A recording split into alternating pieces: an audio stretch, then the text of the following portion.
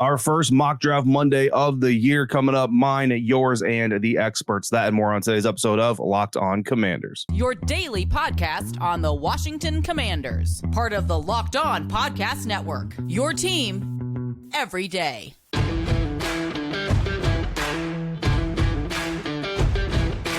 And welcome into this episode of Locked On Commanders, your daily podcast covering the Washington Commanders, part of the Locked On Podcast Network, your team every day. Thanks so much for making Locked On Commanders your first listen of the day every day. Don't forget that you can subscribe on YouTube for free or wherever you're getting this podcast. And you can continue this conversation with me by becoming a Locked On Commanders insider. Go to joinsubtext.com/LockedOnCommanders to become an insider today. From there, you get text messages from me with news, insight, analysis, bonus content, exclusive content, and of course, just one-on-one conversations with me. So go to joinsubtext.com/LockedOnCommanders to get in on that today. Of course, I'm David Harrison, your host for this show, credential member of the media, covering your Washington Commanders for CommanderCountry.com, a part of Sports Illustrated's Fan Nation. I'm here with you every Monday through Friday, along with our everydayers. And everydayers, you already know it because I tell you every day, but I'm going to tell you anyway. I appreciate you for your continued support for the program. LinkedIn Jobs helps you find the qualified candidates that you want to talk to faster. Post your job for free at linkedin.com/LockedOnNFL. That's linkedin.com/LockedOnNFL to post your job for free. Terms and conditions apply. On today's episode, we are going over a lot of mock draft scenarios. We got Daniel Jeremiah from NFL.com dropping his first mock draft of the year. We've got a bunch of mock draft submissions from insiders. We're going to get through as many of those as we can, but we're going to kick things off with my first, we can call it official mock draft of the year because that's what it is. But just understand that as we go through this thing, these mock drafts are going to take on a life of their own. Some of them are going to be scenario-based. Some of them are going to come after a coaching decision, breaking down the schemes and tendencies of said head coach and all of those things. So just bear with me here. Don't take January 22nd's mock draft as the official mock draft of the Locked On Commanders podcast. We're going to talk about a lot of what-ifs and a lot of branches out here. And today, we're doing no trades for my mock draft, but we are going with a quarterback. That is kind of the ground rule. Like, what if you have to go with a quarterback? And we're doing this in a scenario. We'll do a have to go with quarterback. We'll do can't go with quarterback. We'll do can't go offensive line, have to go defense. We'll do a whole lot of scenarios. And if you have scenario ideas, drop them in. And, I'll start storing those scenarios and we'll go through them during the offseason. So no trades, have to take a quarterback at number 2. And bringing up the ProFootballFocus.com mock draft simulator, mock draft machine, whatever they call it. That's what I'm going to be using for probably the entire offseason. Honestly, it's as mock draft simulators go, it's probably the best and most thorough there. I know the people who are doing the analysis behind the mock draft rankings and things. I trust their evaluations. I trust their skills. I've known them for a long time. So that's why I'm going to go there. You know what I mean? If you like a different one, that's fine. When you submit your mock drafts to me, by all means, use the simulator, the machine, what have you, that you want to use at the time, and we'll roll with it, right? So in this situation, the Chicago Bears do take Caleb Williams number 1 overall. They don't trade out. There was no trade offer, from them to the Commanders, and we weren't going to do trades in this one anyway. So Caleb Williams gone off the board. So if that's your dream, that dream is gone by the time we come on the clock. So really, the question here seems to be Drake Maye versus Jayden Daniels, and I know that, there are Michael Penix Jr. fans, right? And Drake Maye coming out of North Carolina, Jayden Daniels coming out of LSU by way of Arizona State, Michael Penix Jr. coming out of Washington by way of Indiana. And certainly he's got his fans, but it seems to be that for the most part, Caleb Williams, for the most part, seems to be QB number 1 on a lot of people's boards. And then from there, it's Drake Maye versus Jayden Daniels. And it's kind of your, I don't want to say old school conversation, but it's becoming kind of an old school conversation where it's mobile quarterback and athleticism with maybe not as much clean arm talent versus the guy with the arm talent, but he's much more of a pocket guy. And which one do you go for? And it's also reminiscent of another conversation. It's a good old fashioned floor versus ceiling debate. And the question here really has to be for the Washington Commanders, do you have a veteran bridge quarterback coming in, or are you expecting this rookie to start right away? Well, I'm going to do this mock draft based on what we have today. And that's how I'm going to be doing my mock drafts throughout the season. If not, if I'm saying, here's the scenario, I'll map out free agent signings, trades, whatever, to give you a fleshed out roster. But looking at the 2024 roster today, Sam Howell's your guy. You only have a young quarterback. So if you're taking a quarterback at number 2, Sam Howell's not a bridge quarterback. So if you're taking a young quarterback at number 2, then the expectation is going to be that he's going to start. So when you look at Drake Maye and you look at Jayden Daniels, which one of them is ready to have the most success year one? That would be the high floor guy. Which one is more primed to have more success throughout his entire career? That would be your high ceiling guy. The higher floor is Drake Maye. So if I'm forced to take a quarterback with the roster as is today, no Jacoby Brissett, no Kirk Cousins, no Russell Wilson, no none of these guys, I'm going Drake Maye. You got to go quarterback Drake Maye. You can't take a guy like Jayden Daniels over a guy like Drake Maye and expect him to start year one with any real amount of success. Jayden Daniels would be much more of a bridge quarterback scenario. Now, look, if he comes in and does an Anthony Richardson and proves right off the bat that he's willing or ready to go as a starter for your franchise, fantastic. But if you are having to hedge your bet towards getting the guy you're most confident can start for you today from the evaluation, from the tape, you're going quarterback Drake Maye. So that's where we go, number 2 overall. Number 36 overall, again, no trade, so all the standard picks. Number 36 overall, we come back on the clock. Offensive tackle Troy Fautanu out of Washington is sitting right there. He's a left tackle, effective pass protector with athleticism and function to move in more versatile type schemes, which is what the NFL is going towards. And if Ben Johnson is the hire, certainly a more versatile scheme type of tackle is needed. He's a fifth-year junior, former defensive lineman, so he's got some knowledge of how it works on that side of the ball. Multi-sport athlete. I actually played volleyball previously, so you could kind of think that lower body explosiveness is probably going to be there. First start came in 2021. He's got one career start at left guard. Good hand striker. He's got the range to climb to the second level, and he is also getting some first-round buzz. So if he falls to you at 36, you absolutely go ahead and take him. And I'm going to tell you right now, some of these guys are getting first-round buzz or higher draft round buzz, and that's part of the process. These guys are going to fluctuate up and down boards all off season long, so we'll keep up with it as best we can.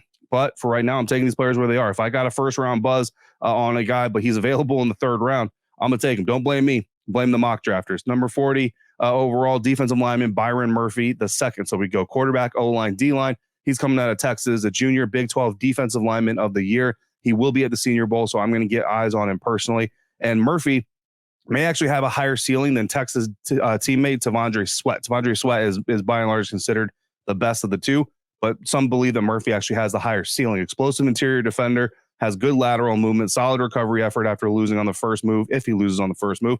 Good power. He's another guy that's got some first-round buzz. If Jonathan Allen is not on this team, especially, this is a good guy to go after and target. Number 67 overall, linebacker Edgerrin Cooper out of Texas A&M. He's a junior. He's got length, solid tackler.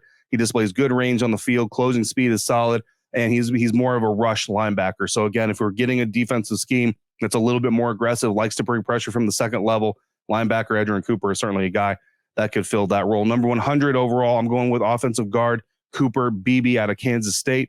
I don't think he's going to be their number 100, but right now he is, according to PFF, so we're going to go ahead and take advantage. Big 12 offensive lineman of the year for the second straight season this season. He's got tackle guard versatility. He uses his leverage well. He's got good athleticism when pulling. He's got plus effort, plus toughness, and he's more, and I guess you call it a drawback, but he has that athleticism, but he is a little bit more of an anchor than a dynamic blocker. He's not really going to go out there and push the defensive line around as much as he's going to stonewall them, if that makes a whole lot of sense. So there's my mock draft. We got ourselves a couple of offensive linemen, a defensive lineman. We got a linebacker. We got a quarterback.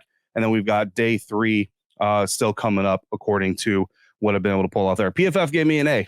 I'll take that. I'll take that happily. Let me know what you think of that mock draft. But we're going to get into some insider mock drafts coming up next on today's episode of Locked On Commanders, part of the Locked On Podcast Network, your team every day. This episode is brought to you by LinkedIn Jobs. At the start of the new year, every small business owner is asking themselves the same questions. What's the one move I can make that's going to take my business to the next level in 2024? LinkedIn Jobs knows that your success all depends on the team that you surround yourself with. And that is why LinkedIn Jobs has created the tools to help you find the right professionals for your team faster and for free. LinkedIn isn't just another job board because it has a vast network of more than a billion. That's a billion professionals, which makes it the best place for you to hire. Hiring is easy when you've got that many qualified candidates. So easy, in fact, that 86% of small businesses get a qualified candidate within 24 hours. And it's why small businesses rank LinkedIn Jobs number 1 in delivering quality hires versus leading competitors. LinkedIn also knows that small businesses are wearing so many hats and might not have the time or the resources to hire. So thankfully with LinkedIn, the process is intuitive, it's quick, and it's easy. Post your job for free at linkedin.com/LockedOnNFL. That's linkedin.com/LockedOnNFL to post your job for free. Terms and conditions apply.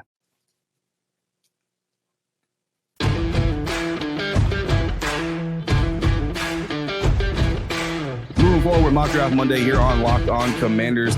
Thanks again for making Locked On Commanders your first listener, your first view today and every day, every dayers. Thank you for coming through. Come back tomorrow. We'll have more Washington Commanders content. I'm going to go through our top 3 coaching candidates for the Commanders, 2 winners, 1 loser, and we're going to break down their divisional round playoff performances, what we saw, what we liked. And I'm not sure a whole lot we didn't like, but we'll also go over some coaching interview updates. Already got a couple interview updates this morning about a couple of coaches getting in-person second interviews with the Washington Commanders. So make sure you come back tomorrow for more on the coaching front. Locked On has also launched the first ever national sports 24/7 streaming channel on YouTube. Locked On Sports Today, here for you 24/7, covering the top sports stories of the day with your local experts of Locked On, plus our national shows covering every league and all your fantasy angles you're ever going to need. Go to Locked On Sports Today on YouTube and subscribe to the first ever national sports 24/7 streaming channel. We're going to flip over now. We're going to get to some insiders. I text you guys.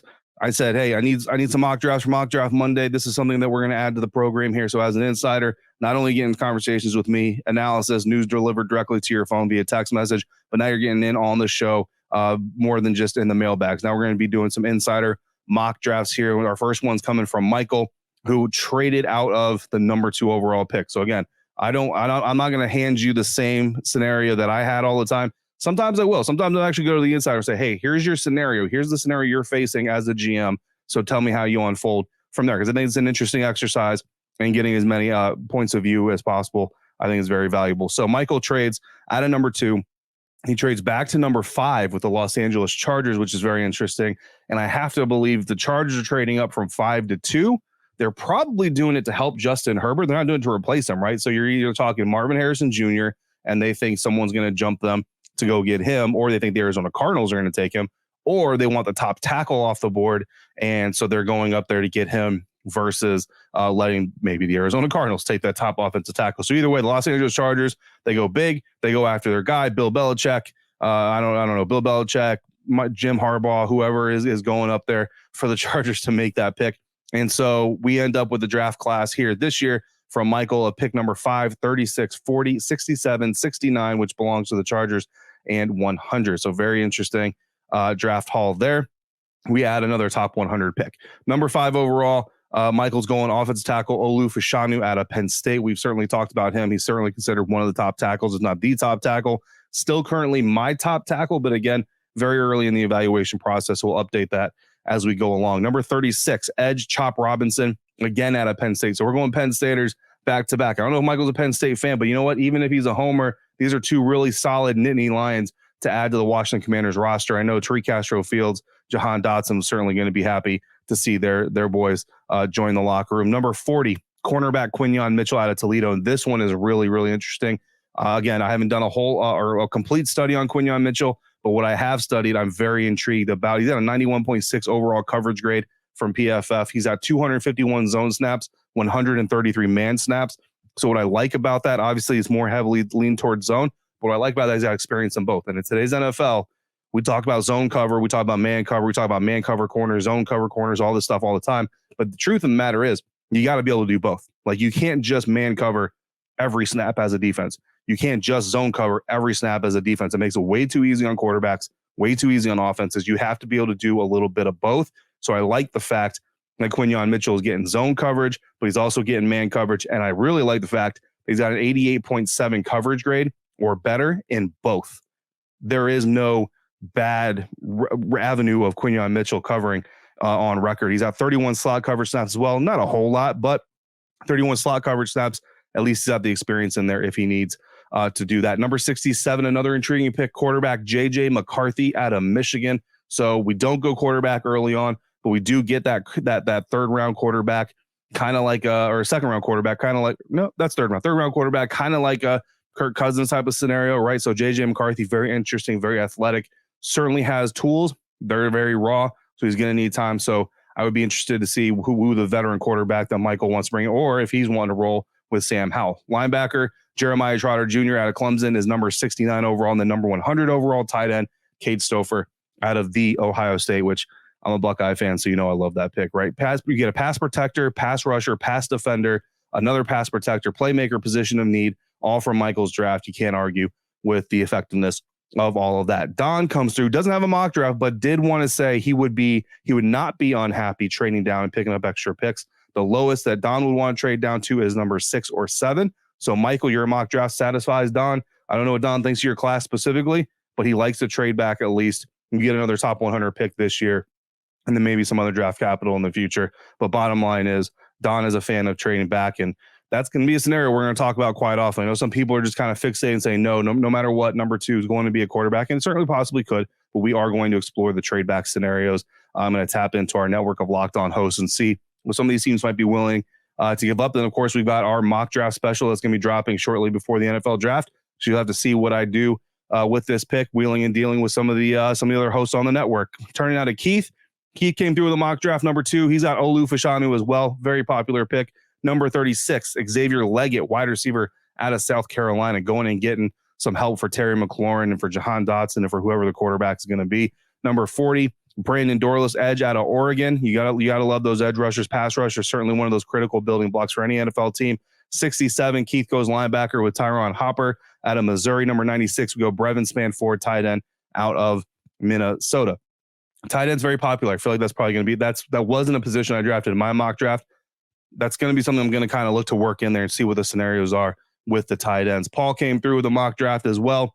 He took Drake Maye with the first overall pick. Then he went Chris Braswell, edge rusher out of Alabama. He's someone that we've talked about before here on the program. He's another player that I plan on doing a lot of deep dives into.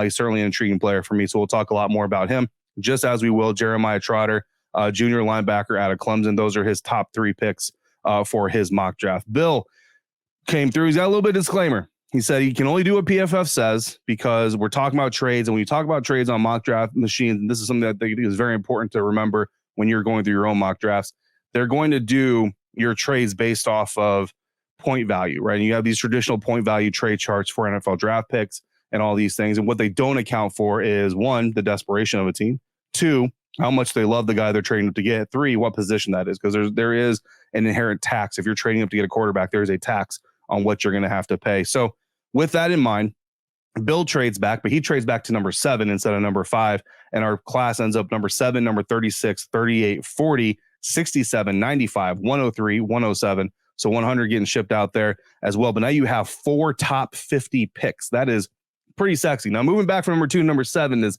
pretty steep, but you end up with 4 top 50 picks, and Bill still gets Olu Fashanu. So Olu Fashanu getting a lot of love from the insiders in this mock draft batch. Number 36, you get a tackle. You get a tackle again, Patrick Paul out of Houston. So we're going tackles twice. Edge, Jonah Ellis out of Utah is next. Cameron Kinchins, a safety out of Miami at number 40. Number 67, Zach Frazier, center out of West Virginia. 100, 102. Well, we got some more trades here. So 100, we get Gabriel Murphy, edge out of UCLA. 102, Spencer Radler, quarterback out of South Carolina. Another Senior Bowl guy I'll be getting some eyes on. 106, Mason Smith, defensive line out of LSU. And then we get another tight end, AJ Barner out of Michigan. So we go a little bit deeper here on this mock draft.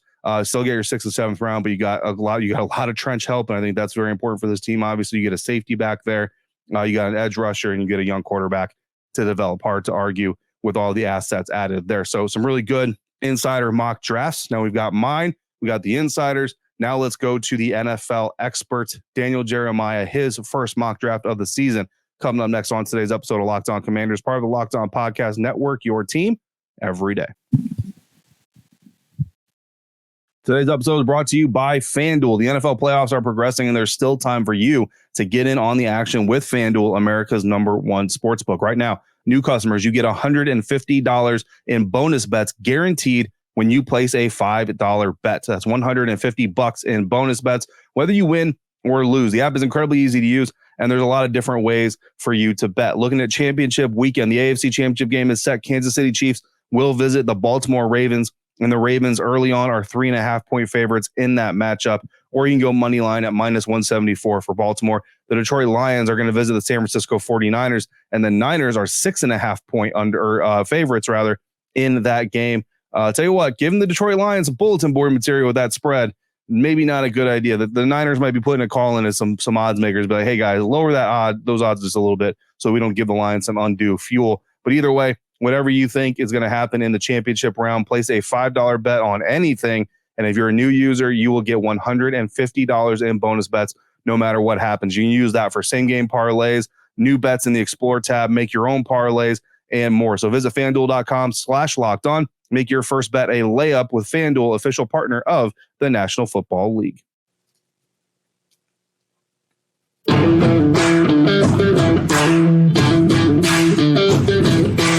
Wrapping up today's Locked On Commanders Mock Draft Monday, our first Mock Draft Monday of the season. I dropped my mock draft first. We're dropping insider mock drafts after that, and now we're going to turn to the experts. We're going to look to the national picture, and we're talking NFL.com. We're talking Athletic. If you have a favorite mock draft you want to submit, go ahead and send that over to me. We're at Locked On NFL Draft Guys. Are going to start dropping theirs. Mike Renner of Renner Ranks here on the Locked On Network possibly is probably going to start dropping his own ones. So we're going to have a lot of expert mock drafts to look at. But we're starting off with one of my favorites, man. Daniel Jeremiah of NFL Network, Move the Sticks podcast. If you're not familiar, by all means, you definitely need to check it out. But he dropped his 1.0 mock draft. This man is going to have a ton of mock drafts over the season. And I'm not going to read all the picks 1 through 32, but I will kind of share the biggest highlights. If you want to see the whole thing, just go to NFL.com. You can find it out there. Number 1 overall, Caleb Williams, quarterback, goes to Chicago Bears. So again, the Caleb Williams dream. If some of these predictions are right, probably not going to happen. He's probably on his way to Chicago. Justin Fields is headed elsewhere. We're probably going to talk about the idea of trading for Justin Fields in the very near future as well. Number 2 overall, the Washington Commanders take quarterback Drake Maye. So that kind of fits with what I did. It kind of fits with what one of our insider mock drafts did. Number 3 overall, the New England Patriots take quarterback Jayden Daniels. And if you're a Jayden Daniels guy, you're going, look, if the Pats are taking him 3, the Commanders need to take him 2, and certainly have an argument to make there. Marvin Harrison Jr. goes 4th overall to the Arizona Cardinals. Rome Odunze, wide receiver out of the Washington Huskies program, goes number 5 overall to the Los Angeles Chargers. And me personally, I'm not a Chargers insider. I don't cover the team. But when I look at them, I think that's kind of where they need to go. They need to get another weapon for Justin Herbert out there. If it's not Marvin Harrison Jr., Rome Odunze, certainly interesting. NFC East, New York Giants are next up at number 6. They take Malik Neighbors, the wide receiver out of LSU. So we got receivers going 4, 5, and 6, which is very interesting. And then the first tackle off the board goes 7th to the Tennessee Titans. It's offensive tackle Joe Alt. Interestingly enough, Olu Fashanu goes number 13 to the Raiders. He's the 3rd tackle off the board for Daniel Jeremiah. The first edge off the board is Florida State's Jared Verse, who goes number 9 overall to the Chicago Bears. The first defensive back off the board, cornerback Terrion Arnold, going to the Denver Broncos by way of Alabama. Brock Bowers, Georgia tight end, is someone that I know some of my insiders are really, really high on. Would love to see him wearing burgundy and gold. He is the first tight end off the board. He goes number 15 overall to the Indianapolis Colts. And then looking at some Super Bowl predictions, I'll tell you right now, my Super Bowl prediction, I got Ravens, I got Lions. That's what I think is going to happen. I'll give you the winner moving forward.